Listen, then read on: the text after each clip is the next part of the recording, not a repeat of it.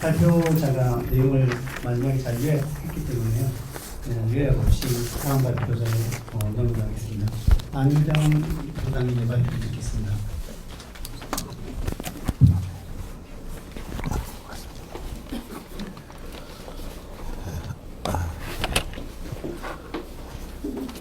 예, 시작을 하면서 제 글에는 어쨌든 숫자가 나오지 않습니다.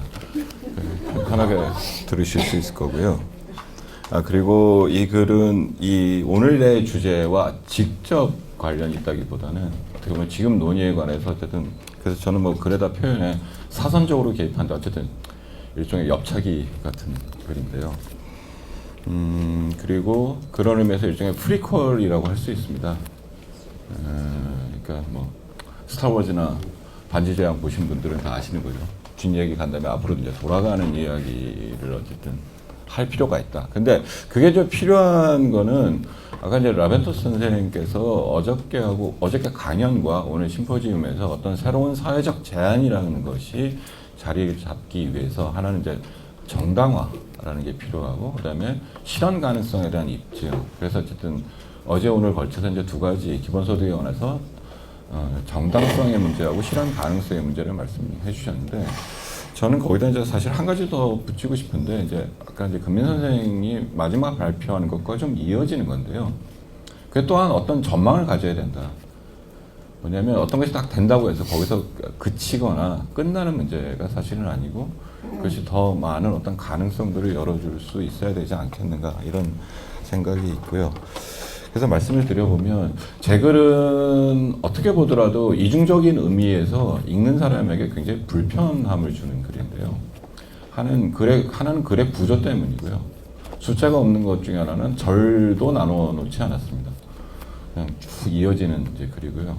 두 번째 불편함은 이 글이 굉장히 당파적이라는 겁니다. 무슨 말씀이냐면 저 개인 혹은 저와 같은 비슷한 생각을 가진 사람들의 특정한 관점에서 과거를 재구성한 글이라는 거고요. 물론 그것을 이제 얼마나 잘했냐와 상관없이 매우 당파적인 글이라고 하는 것을 말씀드리면서 어쨌든 이야기를 해보려고 하는데 왜 지금 이런 것들이 필요했느냐라고 생각해 보면 최근에 많이 들으셨겠지만 어쨌든 유럽에서는 곧 기본소득이라는 제도가 어떤 방식으로든 실현될 가능성이 굉장히 높고 그다음에 많은 사람들이 어쨌든 상황의 압력하에 놓여 있죠. 인공지능의 발전이라든지 로봇이라든지 이런 것 때문에 기본소득 안 하면 안 되지 않겠느냐 이런 생각들을 많이 합니다.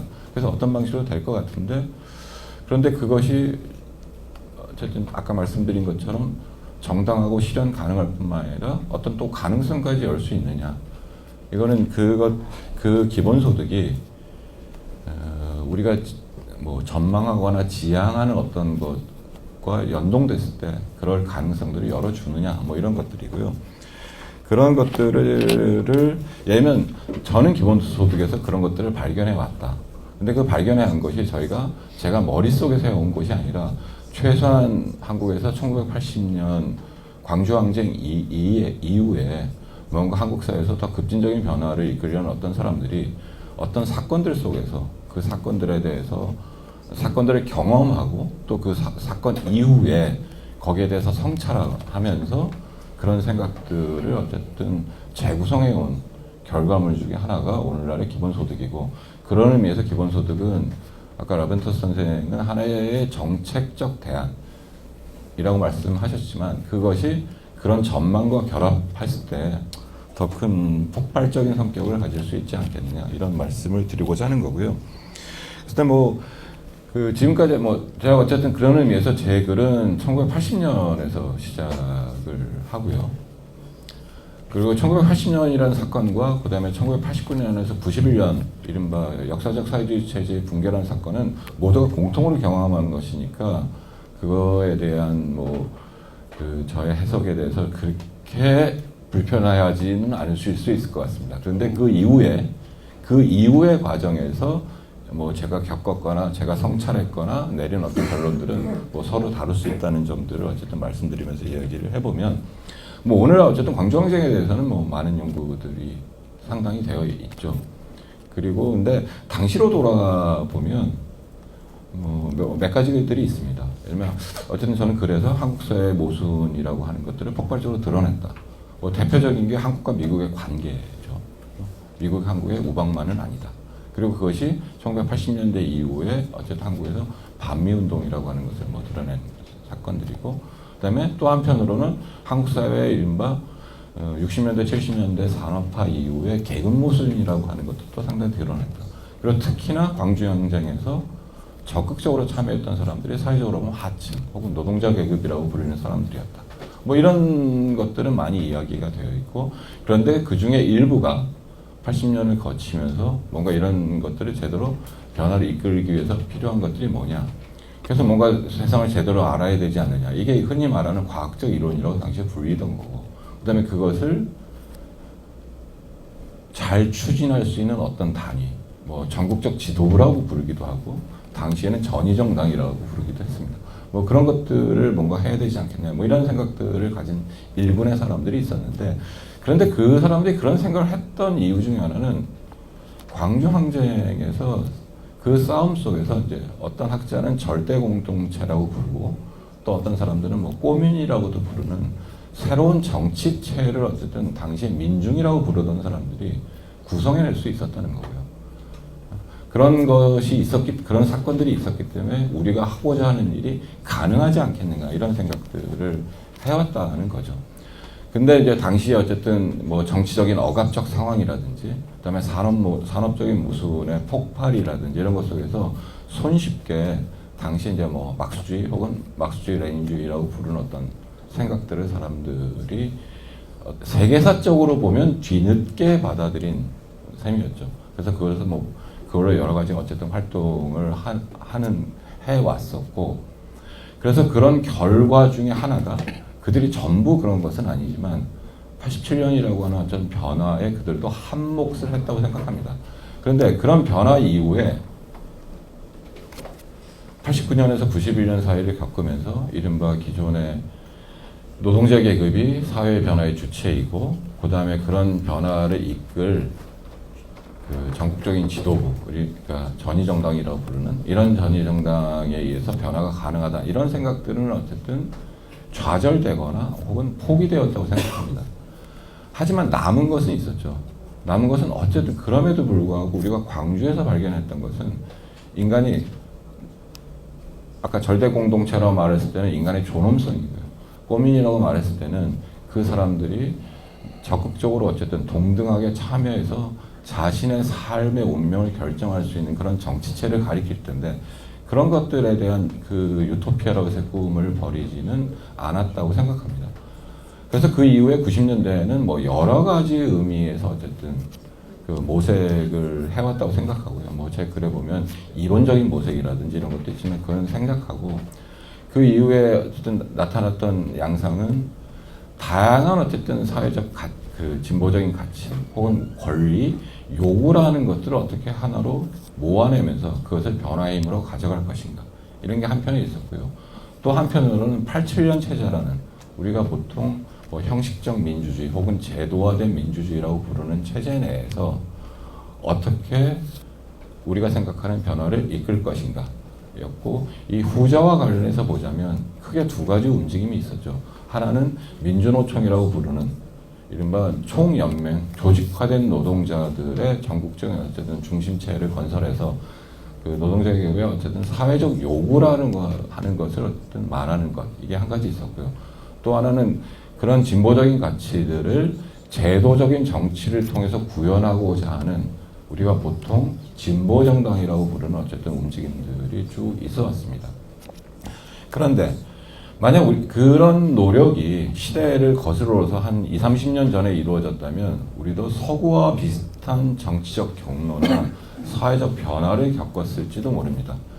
예를 들면 조직화된 강력한 노동조합, 그리고 그런 것에 기초한 일정한 진보정당이 정당 체제 내에서 적절한 몫을 가지고 자신의 목소리를 내는 이런 방식이었을지 모르는데, 때마침 어쨌든 그 시기가 바로 또 97년 IMF 외환 위기를 어쨌든 겪던 시기이고, 그걸 통해서 민주노총이 됐건 혹은 한국노총이 됐건, 이른바 우리가 과거의 산업, 주요한 산업 부분, 뭐 금속이라든지 자동차라든지 공공이라든지 이런 부분에 조직화된 정규직 노동자가 흔히 말하는 노동자 전체의 이해관계나 요구를 대변하기 매우 어렵게 되었다. 그래서 결국 그들도 사회적 목소리의 일부분에 불과하다. 전체를 대변하기 어렵다. 이런 게 한편에 있었고요. 그러면서 거기에 주로 기초했던 민주노동당이라고 하는 것이 이른바 확장성이라는 게 매우 제한되어 있는. 그래서 생각해 보시면 2004년이 나름대로 어쨌든 감격스러웠던 한국이라는 분단 체제 하에서 진보나 이런 것들을 내건 정치 세력이 뭐 열석이라는 게 많다면 많고 적다면 적겠지만 어쨌든 최소한 10% 이상의 지지율을 가지면서 그 제도 때문에 열석밖에 못 얻은 것이긴 하지만 이렇게 등장했다. 그래서 조금만 더 노력을 하면 20% 이상의 지지를 얻을 수 있고, 그래서 이 한국 정치 지형에서 20% 이상의 지지를 얻는다는 것은 여러 맥락에 따라서 흔히 말하는 집권으로까지도 갈 수 있는, 혹은 집권에 주요한 기여를 함으로써 진보적인 어떤 정책과 요구들을 구현할 수 있을 가능성이 곧 보일 것 같은 어떤 그런 시기들을 경험했는데, 뒤돌아보면 곧바로 그때가 정점이었다는 거죠. 그 이후에 어쨌든 쭉 추락을 하는데, 물론 여기에는 뭐 다른 여러 가지 요인도 있겠지만 내적인 요인으로 보자면 제한된 사회적 기반을 가질 수밖에 없었고, 그 다음에 그 제한된 사회적 기반이라는 건 좀 전에 말씀드린 것처럼 조직화된 노동자, 혹은 더 특정하게 말하면 뭐 민주노총이겠죠. 그리고 그것이 다른 다양한 요구들을 묻기 어려운, 근데 그렇다고 해서 그 당시의 노력을 다 폄훼하자는 것은 아니고요. 그것을 극복하고자 하는 다양한 시도들은 있었습니다. 대표적인 게 사회적 노동조합이라든지, 혹은 뭐 약간 왜곡된 형태로 표현되긴 했지만 뭐 국민과 함께하는 노동운동도 원래 문제의식은 그런 것들을 이제 확장하려는 어떤 시도였다고 생각이 듭니다. 근데 이제 실제로 그 이후의 과정은 그것이 이제 예를 들면 민주노총 같은 경우는 그것을 민주노총의 혁신이라고 하는 슬로건으로 표현되었었는데, 그것이 어쨌든 제대로 이루어지지 않은 상태에서 뭐 지금까지 쭉 이어져 왔었고요. 그 다음에 뭐 민주노동당의 과정은 뭐 그 이후에 뭐 흔히 말하는 이제 정치 노선의 차이 같은 것까지 뭐 결부되어 있어서 더 길게 말씀드리면 복잡하긴 하지만, 그거 조금 전에 말씀드린 것에만 한정해서 보자면 그것을 크게 벗어나지는 않았다고 생각합니다. 근데 어쨌든 제가 어쨌든 속해 있거나 이런 사람들은 과거에 이른바 이제 사회당이라는 이름을 갖고 있었는데, 매우 이제 제한된 어쨌든 사회적인 몫을 가지고 있었어요. 그래서 흔히 말하는 사회적으로 보자면 배제되었거나 주변화되어 있었는데, 도리어 그 속에서 그 상대적으로 진보 운동 내에서 주류가 보지 못한 것을 어쨌든 볼 수 있는 가능성, 이걸 보통 어떤 사람들은 뭐 이중의식이라고도 표현하는데요. 거기 속해 있으면서도 거기서 벗어나 있었기 때문에 주류가 보지 못하는 것을 볼 수 있는 어떤 경험들, 이런 것들을 하면서 어떻게 하면 그러니까 그 당시에 다양한 사회적인 요구들을 묶을 수 있는가. 그럼에도 불구하고 다양한 권리들을 그냥 주장하는 것이 아니라 그것을 하나의 정치적 변화로 모아낼 수 있는 가능성은 어디서 발견할 수 있는가. 뭐 이런 고민들을 이제 했다고 생각하고, 그것이 대략 지금부터 한 10년쯤 전에 라벤토스 교수도 강조하는 이른바 이제 공화주의나, 혹은 저희들이 당시에는 사회적 공화주의라는 이름으로 불렀는데, 특정한 계급이 아니라 우리가 흔히 말하는 시민, 혹은 한국에서는 보통 국민이라는 말로 얘기하는, 혹은 다른 말로 표현하자면 정치적 공동체의 동등한 구성원들이 가지고 있는 공통성이라고 하는 것은 무엇이냐, 그리고 그것은 어떻게 실현 가능한가, 이런 식의 고민들을 해왔다는 거고요. 그래서 그 공통성이라고 하는 것은 말 그대로 시민으로서 공통성, 뭐 여기서 말하는 시민은 말 그대로 모두가 정치적 참여의 권리를 가지고 있다, 이런 거고, 그런 정치적 공동체 안에서 누구나 자유롭고 평등하게 살아갈 권리가 있다, 이런 생각에 미쳤는데, 그런데 이것을 가로막고 있는 것이 예를 들면 우리가 보통 자본주의, 혹은 뭐 자본주의 시장경제라고 지칭하는 그것이 전부는 아니지만 그렇게 지칭하는 그런 우리의 구조가 그런 그 동등한 시민으로서의 권리 혹은 그 실현들을 가로막고 있다고 생각했고, 그것을 현재 그러면 그것을 어떻게 가능하게 할 거냐가 한 가지 문제고요. 또 한 가지는 그렇게 한 다음에 그 사람들이 더 나은 세상, 그냥 평범하게 말하자면 말 그대로 더 나은 세상을 어떻게 지향할 수 있을 것인가, 뭐 이런 고민을 하기 시작했다는 거고, 그것이 저희가 대충 10년쯤 전에 기본소득이라고 부르는 것이 현재의 체제에서 최소한 그런 시민들이 물질적 기초를 보장해 줌으로써 그런 것들이 실현 가능하지 않겠는가. 그리고 그렇게 된다면 아까 뭐 뒤에 금인선생 할 때 뒷부분에 잠깐 나온 것처럼 그렇게 된다면 그 개개인들이 어쨌든 말 그대로 여지가 생기겠죠.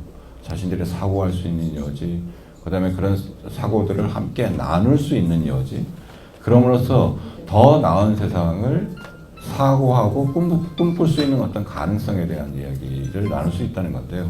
그리고 이것은 어디에 대한 반성에 기초하냐면 아까 말씀드린 것처럼 광주항쟁 이외에 사람들이 뭔가 응집된 지도부가 사람들을 지도해야 된다, 이런 식의 사고방식에서 사실은 벗어나는 거고요. 해방이라고 하는 것은 우리가 보통 민중이라고 부르는 사람들의 자발적이고 자율적인 어쨌든 해방의 가능성을 사람들이 스스로 열어야 한다는 거고, 그러면서 어쨌든 결과적으로 보면 한 가지는 버린 셈이죠. 광주에 대한 반성 속에서 뭔가 중앙 집중적인 어떤 조직이 뭔가 혁명이라고 하는 과정을 지도한다, 이런 사고방식은 버린 거고, 하지만 광주항쟁에서 사람들이 보여줬던 어떤 가능성, 보통은 이제 뭐 문학적으로 표현하자면 섬광처럼 지나갔다고 얘기할 수 있는 건데요. 매우 짧은 기간이죠. 1980년 5월 22일이니까 이른바 계엄군이 광주에서 물러나고 5월 27일 날 도청이 함락되기 직전까지 그 짧은 5일 혹은 5일 좀 더 되는 시간 동안 그 사람들이 경험했던 어떤 사회적 관계, 그리고 그들이 형성했던 어떤 그 정치체, 이런 것에 대한 꿈은 여전히 간직하고 있는 채 그것들을 실현하기 위한 방법은 간단히 말하면 스스로 어쨌든 해방하게 하라, 표현하자면 하고, 우리가 정치 세력으로서 어떤 의미가 있다면 그럴 수 있는 조건들을 마련해 주는 거고, 그것이 일종의 개입이죠. 그러면서 제가 또 그 뒷부분에 이건 우리가 지도하려는 것이 아니라 개입하려는 거고, 그 개입의 방향은 어쨌거나 사람들이 스스로 해방할 수 있는 이런 방향으로 가야 된다. 그리고 그런 의미에서 저는 어쨌든 그 시작을 금민 선생과 다르게 해방적 기본소득이 무엇인가를 정의하려 하는 방식으로 시작하지 않았고, 그런 가능성이 있는 것이라면 그 기본소득이라는 간명한 아이디어 앞에 우리가 감히 해방적이라는 말을 붙일 수 있을 것 같다, 이런 말씀이고요. 어쨌든 제가 제가 드릴 말씀은 기본적으로 다 드린 거고요. 제가 어쨌든 이 페이퍼는 제가 개인적으로는 일종의 시놉시스에 가깝고요. 이것을 어쨌든 확대시켜서 좀 재구성을 해볼 생각이고, 이거는 과거에 그 이탈리아 역사가 중에 루이자 파세린이라는 사람이 있었는데 6.8을 경험했던 사람이고, 굉장히 나중에 한 세대의 자서전이라는 글을 쓴 적이 있었어요. 그러니까 마치 예를 들면 저희 한 세대가 한국의 어쨌든 그 폭발적인 사건들을 어떻게 경험했고 어떻게 이것을 이해했는데, 근데 그것이 과거의 사건으로 끝나는 문제가 아니라 앞을 바라볼 수 있는 것을 우리가 재구성할 수 있는가, 이런 문제의식에서 이런 말씀을 드린 거고요. 이런 말씀을 드린 것은 어쨌든 우리가 뭔가 새로운 것을 할 때 아까 말씀드린 것처럼 정당성과 실현 가능성만이 아니라 전망이라고 하는 것이 필요한데, 그 전망은 결국에는 그 정당하고 실현 가능한 어떤 사회적 제안들을 실제로 실현해 가려는 그 주체들이 그것을 어떻게 파악하느냐와 관계가 있다고 생각합니다. 그래서 기본소득을 똑같은 기본소득일 수도 있지만 어떻게 구성하느냐, 어떻게 배치하느냐에 따라서 일정하게 해방적 성격을 가질 수 있고, 저는 어쨌든 이 기본소득이 그런 것들을 전망할 수 있는 어떤 거고, 한국에서 기본소득이라는 아이디어가 직접 들어온 것은 한 10년밖에 안 되지만 그런 것을 우리가 이렇게 받아들이고 더 적극적으로 정리하고 그것을 더 나은 세상을 만드는 뭐 일종의 무기 뭐 이런 것들을 가져갈 수 있는 한국의 운동사의 뭐 역사적 뿌리들이 있다. 이런 것들을 어쨌든 검출해 보려는 것이 제가 말씀드리고자 하는 뭐 의도입니다. 예, 제 말씀은 여기까지 마치도록 하겠습니다.